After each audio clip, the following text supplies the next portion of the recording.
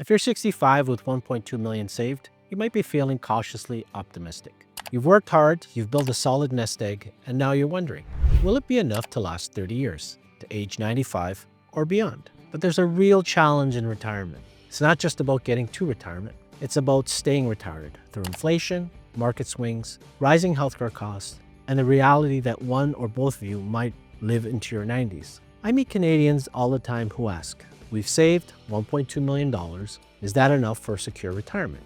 And the answer is, it depends, not just on what you've saved, but how you use it. Today, I'm going to walk you through exactly what it takes to make $1.2 million last from age 65 to 95, and what planning mistakes could cause it to fall short. Hi, if you're new here, my name is Charles Lacalzi, Associate Investment Advisor at IA Private Wealth, Zenith Private Wealth Council. If you find this helpful, be sure to like this video and subscribe to the channel for more Canadian tax and retirement strategies. And if you'd like to see how this applies to your own retirement plan, book a call with me using the link in the description below. So let's dive in. Part 1. What 1.2 million really means in retirement. Let's start with a big picture view of your retirement income. At 65, a couple with $1.2 million in savings is in a strong position. But it's not just about the size of the portfolio, it's about how it supports your lifestyle, taxes, and longevity over the next 30 years. Here's what we're assessing in this scenario. You own your home and have no debt.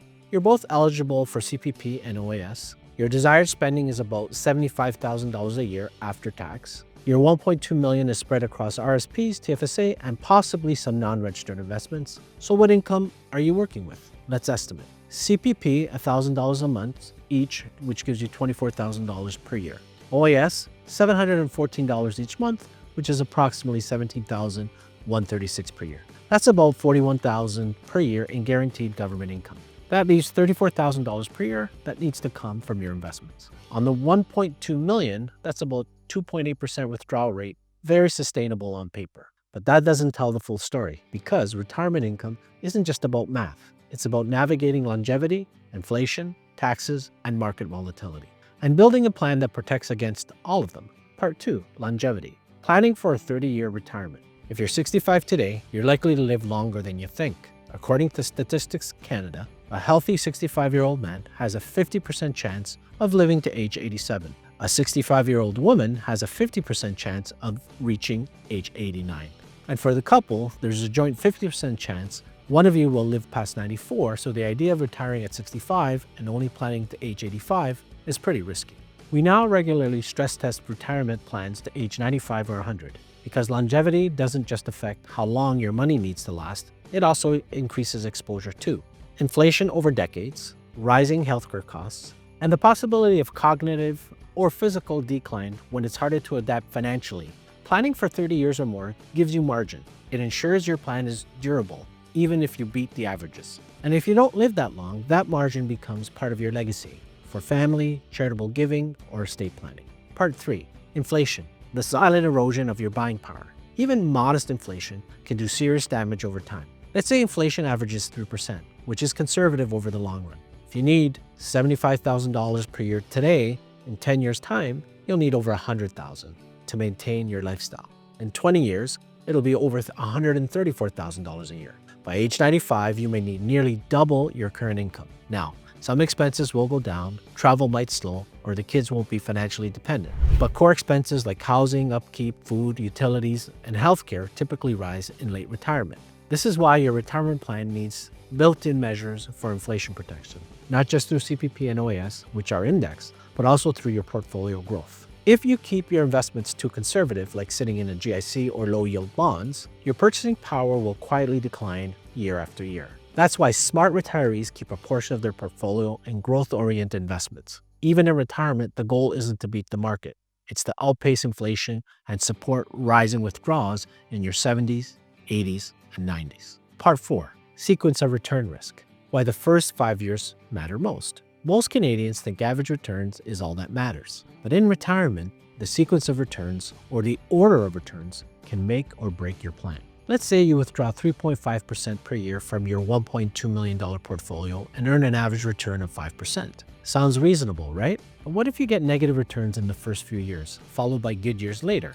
Even though the average is the same, early losses combined with ongoing withdrawals can cause your portfolio to shrink faster and sometimes run out of money years earlier.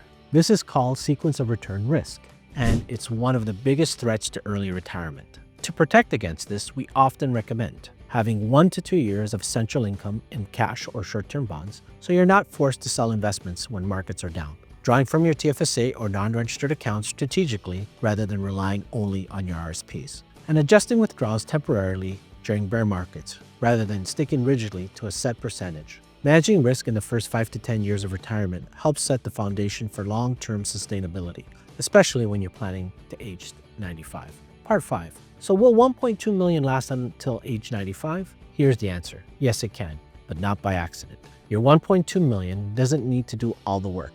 You've got CPP, OAS, and possibly corporate income or non-registered savings. But it does need to be invested properly for growth and stability, withdrawn tax efficiently, coordinating RSPs, TFSAs, and other sources, guarded against overspending early on, especially if markets are down, and designed with flexibility to adapt to changing needs over time. I've seen many Canadian couples make 1.2 million last comfortably, confidently, and with room to enjoy their lifestyles and leave a legacy. But they had a plan, one that accounted for taxes, inflation, government benefits, and longevity risk. The biggest mistake I see? People focus on how much they have instead of how much they use what they have. So if you're 65 with 1.2 million, will your money last until 95? It absolutely can, but it depends on how you draw your RSP, TFSA, and non-registered accounts, when you take CPP and OAS, how your investments are structured to grow with you, not just sit idle, and how you prepare for inflation, taxes, and market risk over the next 30 years. The key isn't just having a big number on paper. It's having a clear income plan, one that covers your lifestyle, minimizes unnecessary taxes, coordinates with your government benefits, and adapts as life evolves. If you're sitting on a strong portfolio but still wondering, are we doing this the right way? You're not alone. Most of the Canadian couples I work with aren't looking for gimmicks. They just want to use what they've saved wisely and retire with peace of mind. If that sounds like you, click the link in the description, book a time with me or someone on my team at Zenith Private Wealth Council, IA Private Wealth. We'll walk you through your numbers, explore your retirement goals, and help you build a plan that's designed to last. Not just to age 75, but 95 or beyond.